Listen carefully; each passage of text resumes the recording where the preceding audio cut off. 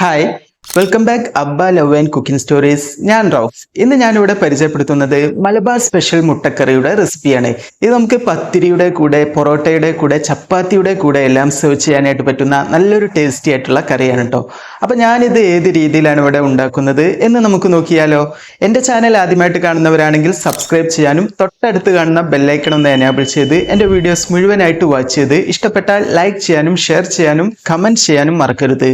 ഇനി നമുക്ക് നേരെ റെസിപ്പിയിലോട്ട് പോകാം. ഞാനൊരു ചെറിയ കുക്കർ അടുപ്പിലോട്ട് വെച്ച് അതിലോട്ട് ഒരു സവാള, ഒരു തക്കാളി, ഒരു 5 പച്ചമുളക് ഇതുപോലെ മുറിച്ചെടുത്തിട്ട് ആഡ് ചെയ്ത് കൊടുക്കുന്നുണ്ട് കേട്ടോ. വലിയ കഷ്ണങ്ങളായിട്ട് വേണം നിങ്ങളിത് മുറിച്ചെടുക്കാൻ. എന്നിട്ട് നമുക്കിതിനെ നന്നായിട്ടൊന്ന് ഇളക്കിയിട്ട് കൊടുക്കാം കേട്ടോ. നമ്മളിതിലോട്ട് ഓയിലൊന്നും ഒഴിക്കാതെ ഇത് മാത്രം ഇട്ട് ഇങ്ങനെ ചൂടാകുമ്പോൾ പ്രത്യേക ഒരു സ്മെല്ലാണ് കേട്ടോ. ഈ തക്കാളിയും ഉള്ളിയും അതിൻ്റെ ഒരു ടേസ്റ്റി ആയിട്ടുള്ളൊരു സ്മെല്ലുണ്ട്. ഇതിലോട്ടായിട്ട് ഈ സമയം ഒരു 1.5 ടേബിൾ സ്പൂൺ അളവിൽ മല്ലിപ്പൊടിയാണ് കേട്ടോ ആഡ് ചെയ്ത് കൊടുക്കുന്നത്. നന്നായിട്ട് വറുത്ത മല്ലിപ്പൊടി വേണം ഉപയോഗിക്കാനായിട്ട്. ഇനി 1 ടേബിൾ സ്പൂൺ അളവിൽ മുളക് പൊടി കൂടി ആഡ് ചെയ്ത് കൊടുക്കേണ്ടത്, എരിവുള്ളതാണ്. ഇനി ഞാനൊരു 3/4 ടീസ്പൂൺ അളവിൽ മഞ്ഞൾപ്പൊടി കൂടി ആഡ് ചെയ്ത് കൊടുത്തു. ഇതിലോട്ട് ആവശ്യത്തിനുള്ള ഉപ്പ് കൂടി ആഡ് ചെയ്ത് കൊടുത്തു. ഞാനിവിടെ കല്ലുപ്പാണ് കേട്ടോ ഉപയോഗിക്കുന്നത്. ഇനി ഇതിലോട്ടായിട്ട് 1 കപ്പ് അളവിൽ വെള്ളം കൂടി ആഡ് ചെയ്ത് കൊടുത്ത് ഞാനിതിനെ നന്നായിട്ടൊന്ന് മിക്സ് ആക്കി എടുക്കുന്നുണ്ട് കേട്ടോ. ഒരു സ്പൂൺ ഉപയോഗിച്ച് നമുക്കിതിനെ ഈ മസാലകളും ഇതെല്ലാം കൂടി ഒന്ന് മിക്സ് ആക്കി എടുക്കാം. എന്നിട്ട് കുക്കർ അടച്ചു വെച്ചിട്ട് ഇതിനെ ഒരു ഒറ്റ വിസിൽ വരുന്നത് വരെ നമുക്കൊന്ന് വേവിച്ചെടുക്കണം. മീഡിയം ഫ്ലെയിമിൽ വെച്ചിട്ട് വേണം കേട്ടോ നമ്മളിത് വേവിച്ചെടുക്കാനായിട്ട്. എന്നാലേ നമുക്കിത് നല്ല രീതിയിലൊന്ന് വെന്ത് കുഴഞ്ഞ് കിട്ടുള്ളൂ കേട്ടോ. ഇനി നമുക്കിത് വേവിച്ചെടുക്കാം. ഇതേ സമയം തന്നെ ഞാനിവിടെ ഇതിലോട്ടായിട്ട് ഒരു അരപ്പ് ഉണ്ടാക്കിയെടുക്കുന്നുണ്ട്. അപ്പോൾ അതിനായിട്ട് നമുക്ക് ഒരു 3 ടേബിൾ സ്പൂൺ അളവിൽ വെളിച്ചെണ്ണ ഒരു കാസ്റ്റ് അയൺ ചീനച്ചട്ടിയിലോട്ട് ഒഴിച്ചു കൊടുക്കുക. എന്നിട്ട് അതിലോട്ട് ഒരു ചെറിയ കഷ്ണം പട്ട, 2 ഏലക്ക, 1 ഗ്രാമ്പു കൂടി ആഡ് ചെയ്ത് നന്നായിട്ട് ഇതിനെ ഒന്ന് മൂപ്പിച്ചെടുക്കണം കേട്ടോ. ഇതിൻ്റെ ഈ ഫ്ലേവറെല്ലാം ഈ എണ്ണയിലോട്ടൊന്ന് വന്ന് കിട്ടുന്ന രീതിയിൽ നമുക്കിതിനെ ഒന്ന് മൊരിയിച്ചെടുക്കാം കേട്ടോ. ഈ ഒരു രീതിയിലാണ് ഞാൻ ചെയ്തെടുക്കുന്നത്. അപ്പോൾ നല്ലൊരു ടേസ്റ്റ് ആവും കേട്ടോ നമ്മുടെ ഈ തേങ്ങ വറുത്തതിന്. ഇനി ഞാൻ ഇതിലോട്ടായിട്ടൊരു 8 ചെറിയ ഉള്ളി കൂടി ആഡ് ചെയ്ത് കൊടുക്കുന്നുണ്ട്. അതുപോലെ തന്നെ ഒരു 5 6 വെളുത്തുള്ളി കൂടി നമുക്ക് ആഡ് ചെയ്ത് കൊടുക്കണം കേട്ടോ. ഇനി നമുക്കിതെല്ലാം കൂടിയിട്ട് നന്നായിട്ടൊന്ന് വഴറ്റിയെടുക്കാം കേട്ടോ. ഈ ചെറിയ ഉള്ളി ഒരു വൈറ്റ് കളറിലായി കിട്ടുന്നത് വരെ നമ്മളിതിനെ വഴറ്റിയെടുക്കണം കേട്ടോ. അപ്പോൾ നല്ലൊരു ടേസ്റ്റി ആയിട്ട് നമുക്കിത് ഉണ്ടാക്കിയെടുക്കാനായിട്ട് പറ്റുള്ളൂ. അതിൻ്റെ ആ ഒരു പച്ചച്ചുവക്ക് ആ സമയം നമുക്കൊന്ന് പോയി കിട്ടും കേട്ടോ. ഓക്കെ, ഇപ്പോൾ നമുക്കിത് ആവശ്യത്തിനുള്ള രീതിയിലായി കിട്ടിയിട്ടുണ്ട് കേട്ടോ. ഈ സമയം ഞാൻ ഇതിലോട്ടായിട്ട് ഒരു 1/4 കപ്പ് അളവിൽ തേങ്ങാ ചിരവിയത് കൂടി ആഡ് ചെയ്ത് കൊടുക്കുന്നുണ്ട്. 1/2 കപ്പ് അളവിൽ തേങ്ങാ ചിരവിയത് ഞാനിവിടെ മാറ്റി വെക്കുന്നുണ്ട് കേട്ടോ. ഈ ഒരു രീതിയിൽ വേണം നിങ്ങൾ ചെയ്തെടുക്കാനായിട്ട്. ടോട്ടൽ 1/4 കപ്പ് അളവിൽ തേങ്ങാ ചിരവിയതാണ് ഞാനിവിടെ ഉപയോഗിക്കുന്നത്. ഇനി നമുക്കിതിനെ നന്നായിട്ടൊന്ന് വറുത്തെടുക്കാം കേട്ടോ. നല്ലൊരു ഗോൾഡൻ കളറിലായി കിട്ടുന്നത് വരെ നമുക്കിതിനെ വറുത്തെടുക്കണം.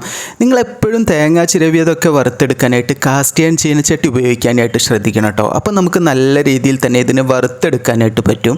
ഇപ്പോൾ നമുക്കിത് ആവശ്യത്തിനുള്ള രീതിയിൽ എണ്ണയെല്ലാം കിനിഞ്ഞ് വന്നിട്ടുണ്ട്. ഇനി ഞാൻ ഇതിനെ ഒന്ന് വാർത്തിയെടുത്ത് ഈ രീതിയിൽ കോരിയെടുക്കുന്നുണ്ട് കേട്ടോ. ഇനി ഇതിനെ ചൂടാറാനായിട്ട് ഒരു സൈഡിലോട്ട് മാറ്റി വെക്കാം. ഞാനൊരു പാൻ അടുപ്പിലോട്ട് വെച്ച് കൊടുക്കുന്നുണ്ട്. എന്നിട്ട് നമ്മൾ നേരത്തെ വറുത്തെടുത്തിട്ടുള്ള വെളിച്ചെണ്ണ ഉണ്ടല്ലോ ഇതിലോട്ടായിട്ട് ആഡ് ചെയ്ത് കൊടുക്കുന്നുണ്ട് കേട്ടോ. ഈ ഒരു രീതിയിൽ വേണം നിങ്ങൾ ചെയ്തെടുക്കാൻ.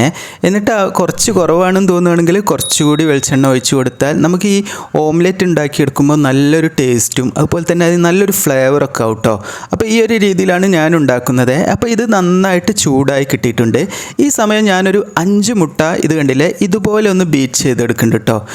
സ്പൂൺ ഉപയോഗിച്ചിട്ട് നമുക്ക് ഇതുപോലെ ഒന്ന് മിക്സ് ആക്കി എടുക്കുക. എന്നിട്ട് ഈ 5 മുട്ടയും നമുക്ക് ഒരുമിച്ച് ഒരു ഓംലെറ്റ് ആക്കി എടുക്കണം. ഒരു കട്ടിയുള്ളൊരു ഓംലെറ്റ് ആയിട്ടാണ് ഉണ്ടാക്കിയെടുക്കേണ്ടത്. ആ സമയം നമ്മൾ നേരത്തെ മാറ്റി വെച്ചിട്ടുള്ള ആ തേങ്ങാ ചിരവിയതും നമ്മൾ വറുത്ത് മാറ്റി വെച്ചിട്ടുള്ള ആ തേങ്ങാ ചിരവിയതും ഉണ്ടല്ലോ അത് മിക്സിയുടെ ചെറിയ ജാറിലോട്ടിട്ട് നമുക്ക് നന്നായിട്ടൊന്ന് അരച്ചെടുക്കാം കേട്ടോ. അതേസമയം തന്നെ നമ്മുടെ ഓംലെറ്റും നമുക്ക് ആവശ്യത്തിനുള്ള രീതിയിലായി കിട്ടിയിട്ടുണ്ടോ എന്ന് നമുക്ക് ചെക്ക് ചെയ്ത് നോക്കാം. നല്ല രീതിയിലായി കിട്ടണം. ഇതിൽ നിന്നൊന്ന് ഇളകി വരുന്ന സമയം നമുക്കിത് ഒരു പ്ലേറ്റിലോട്ട് മാറ്റി വെക്കാം കേട്ടോ. ആ ഒരു രീതിയിൽ വേണം നിങ്ങൾ ചെയ്തെടുക്കാൻ. ഇത് മറിച്ചിട്ട് വേവിച്ചെടുക്കേണ്ട ആവശ്യമൊന്നുമില്ല. ഈ ഒരു രീതിയിൽ നിങ്ങൾ വേവിച്ചെടുത്താൽ മതി കേട്ടോ. ഓക്കെ, ഞാനിത് ഈ പാനിൽ നിന്ന് മാറ്റി വെച്ച് ചൂടാറാനായിട്ട് ഇവിടെ എടുത്തു മാറ്റി വെച്ചിട്ടുണ്ട് കേട്ടോ. ഈ ഒരു രീതിയിലാണ് എടുത്തു വെച്ചിട്ടുള്ളത്.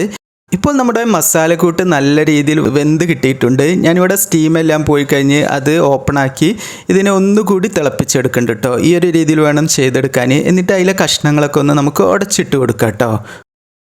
ജസ്റ്റ് ഒരു തിള വരുന്ന സമയം നമുക്കതിലോട്ട് നമ്മുടെ തേങ്ങാരപ്പ് കൂടി ആഡ് ചെയ്ത് നന്നായിട്ട് വീണ്ടും തിളപ്പിച്ചെടുക്കണം കേട്ടോ. ആ ഒരു രീതിയിലാണ് നിങ്ങൾ ഈ കൂട്ടുണ്ടാക്കിയെടുക്കേണ്ടത്. ഈ സമയം നമുക്കതിലോട്ട് ആവശ്യത്തിന് നല്ല തിളച്ച വെള്ളം കൂടി ആഡ് ചെയ്ത് കൊടുത്ത് വീണ്ടും നല്ല രീതിയിൽ തിളപ്പിച്ചെടുക്കണം. നമ്മുടെ കൺസിസ്റ്റൻസി അനുസരിച്ച് നമുക്ക് വെള്ളത്തിൻ്റെ അളവ് കൂട്ടുകയോ കുറക്കുകയോ എന്ത് വേണമെങ്കിലും ചെയ്യാം കേട്ടോ. ഞാനിവിടെ കുറച്ചധികം വെള്ളം ഉപയോഗിക്കുന്നുണ്ട്. കാരണം ഇതിലോട്ട് ഓംലെറ്റ് ഇട്ട് കൊടുക്കുമ്പോൾ അതിലോട്ട് കുറച്ച് വെള്ളം പിടിക്കാനായിട്ട് ചാൻസ് ഉണ്ട്. കറിയെല്ലാം പിടിച്ച് നന്നായിട്ട് കുഴയാനായിട്ട് ചാൻസ് ഉണ്ട്. അപ്പോൾ അതിനനുസരിച്ച് നിങ്ങൾക്ക് വെള്ളത്തിൻ്റെ അളവ് കൂട്ടുകയോ കുറക്കുകയോ ഒക്കെ ചെയ്യാം കേട്ടോ. അപ്പോൾ ഞാനിവിടെ ഒരു 3 കപ്പോളം വെള്ളം ഒഴിച്ച് കൊടുക്കുന്നുണ്ട്. എന്നിട്ട് നന്നായിട്ട് വീണ്ടും ഇതിനെ തിളപ്പിച്ചെടുത്ത് ഒരു 2 തണ്ട് കറിവേപ്പില ഇതുപോലെ ഒന്ന് മുറിച്ചെടുത്ത് ആഡ് ചെയ്ത് കൊടുക്കുന്നുണ്ട് കേട്ടോ. നമുക്ക് ഓംലെറ്റിനെ ഇതുപോലെ കൈകൊണ്ട് ഇങ്ങനെ പിച്ചി എടുത്തിട്ട് വേണം ആഡ് ചെയ്ത് കൊടുക്കാൻ. കത്തി ഉപയോഗിച്ചും കട്ട് ചെയ്തെടുക്കാം. ഞാനിവിടെ കൈകൊണ്ട് ഇങ്ങനെ മുറിച്ചെടുത്തിട്ടാണ് ആഡ് ചെയ്ത് കൊടുക്കുന്നത്. ചെറിയ ചെറിയ പീസസ് ആയിട്ട് ഇട്ട് കൊടുത്ത് ഇതിന് പ്രത്യേകിച്ച് ഒരു ഷേപ്പൊന്നുമില്ല. ആ ഒരു രീതിയിലാണ് ഞാൻ ഉണ്ടാക്കിയെടുക്കുന്നത്. എന്നിട്ട് നന്നായിട്ട് മിക്സ് ആക്കിയെടുത്ത് ജസ്റ്റ് ഒരു തിള വരുന്നത് വരെ നമുക്കിതിനെ ഒന്ന് വേവിച്ചെടുക്കണം കേട്ടോ. ഇതേ സമയം ഞാനൊരു ചീനച്ചട്ടി അടുപ്പിലോട്ട് വെച്ച് അതിലോട്ടൊരു 2 ടേബിൾ സ്പൂൺ അളവിലാണ് വെളിച്ചെണ്ണ ഒഴിച്ച് കൊടുത്തിട്ടോ.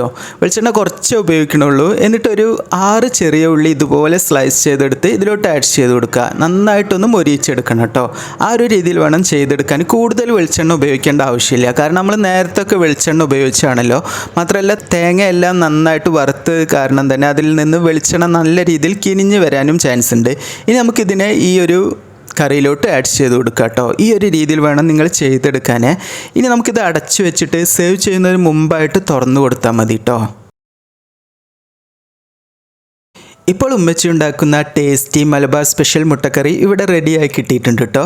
ഈ ഒരു രീതിയിലാണ് നിങ്ങൾ ഉണ്ടാക്കിയെടുക്കേണ്ടത്. ഇത് നമുക്ക് പത്തിരിയുടെ കൂടെ, പൊറോട്ടയുടെ കൂടെ, ചപ്പാത്തിയുടെ കൂടെ എല്ലാം സെർവ് ചെയ്യാനായിട്ട് പറ്റുന്ന നല്ലൊരു ബ്രേക്ക്ഫാസ്റ്റ് റെസിപ്പിയാണ് കേട്ടോ. അപ്പോൾ നിങ്ങളെല്ലാവരും ഇതേ രീതിയിലൊന്ന് ട്രൈ ചെയ്ത് നോക്കണേ. ഈ രീതിയിൽ ഈ ടേസ്റ്റി ആയിട്ടുള്ള മലബാർ സ്പെഷ്യൽ മുട്ടക്കറി ഉണ്ടാക്കി നോക്കി അതിൻ്റെ ഫീഡ്ബാക്ക് താഴെ കാണുന്ന കമൻറ്റ് ബോക്സിൽ എന്നെ എഴുതി അറിയിക്കാൻ മറക്കരുത്. ഇനി നമുക്ക് പുതിയൊരു വെറൈറ്റി റെസിപ്പിയുമായി പുതിയൊരു വീഡിയോയിൽ കാണാം. താങ്ക്